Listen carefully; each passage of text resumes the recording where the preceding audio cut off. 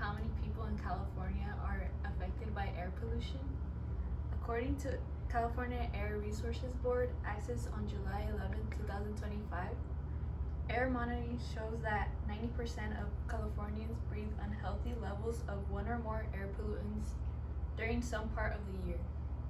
This is approximately 35 million Californians who are affected by air pollution yearly. Air pollution can seem like a distant environmental problem, but in reality, it's in our lungs, our skies, and our communities. As a California resident, I've seen the real-life effects of air pollution, often with orange skies from wildfires. This issue affects a majority of California residents, and I think it's time to bring awareness to it. The state of California must take stronger action to reduce industrial and urban air pollution to protect the health of its residents and preserve its environment. First, I'll explain the major problems of air pollution. Then I'll look at what's causing it. Finally, I'll share some solutions California should adopt to move forward in reducing air pollution. First, let's look at the problems of air pollution in California. We'll be exploring its harmful impact on public health issues along with its environmental damages.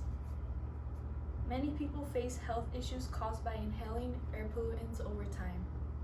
According to the California Air Resources Board, access July 11, 2025, exposure to polluted air is linked to a number of health effects. Some of these are worsened asthma, hospitalizations, and even premature death related to heart and lung disease. Toxic air pollutants emitted from cars, trucks, and industry can also cause cancer. This illustrates the abundance of health issues that can arise from long-term exposure to air pollution. Air pollution puts lives at risk. 90% of Californians' lives at risk. Not only does air pollution harm human health, but it also harms the environment. According to the EPA in 2015, pollutants like sulfur, atmospheric nitrogen, and ozone can affect plant and animal biodiversity, whereas mercury and other heavy metal compounds accumulate in plants and animals over time, entering the food chain. This puts the ecosystems of life at risk of extinction because of air pollution. If we let pollution continue, we're not just poisoning the air, we're weakening the entire ecosystem. In order to move forward to reduce air pollution, we must focus on its causes. Two main contributors to air pollution are vehicle emissions and industrial pollution. Gasoline and diesel vehicles are a leading cause of air pollution.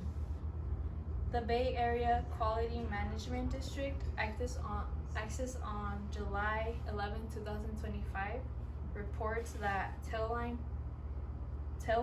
emissions from the transportation sector account for approximately 40% of criteria air pollutants and greenhouse gases or GHGs emitted.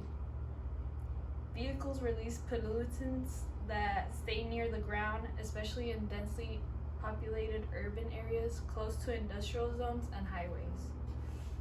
Without a way to limit transportation emissions, air pollution will only keep increasing. Factories and refineries release toxic air pollutants into the air. According to Bill Walker, a journalist and environmental advocate, in 2024, hundreds of thousands of Californians are exposed to daily pollution from gasoline and refineries. Most are people of color who live in lower income industries where refineries are clustered. This puts low income communities more at risk of developing health issues.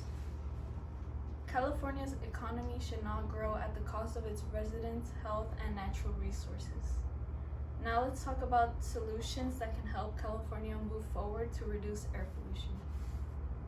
California must enforce stricter regulations and expand green transportation. Stronger industrial regulations are necessary. California can develop cleaner technologies and impose stricter penalties for violations. According to the U.S. EPA in 2014, since 1970, EPA has set and implemented emission standards to control pollution. These standards are a critical part of the progress and improved air quality we have achieved, despite increased economic activity and more miles traveled on average per person. The U.S. Environmental Protection Agency has set standards to bring down levels of air pollution, and the auto industry has responded by developing new emission control technologies. This sends a message that public health is more important than corporate convenience. California must invent a sustainable public transport and electric vehicle infrastructure. According to American Battery Solutions Axis on July 11, 2025, traditional gasoline and diesel devices emit pollutants linked to respiratory and cardiovascular diseases. By adopting commercial EV vehicles, businesses help mitigate these harmful emissions, fostering a healthier environment for employees and surrounding communities. Cleaner transportation reduces pollution in urban areas and helps meet climate goals. Cleaner transportation provides many benefits to everybody, including the most affected communities.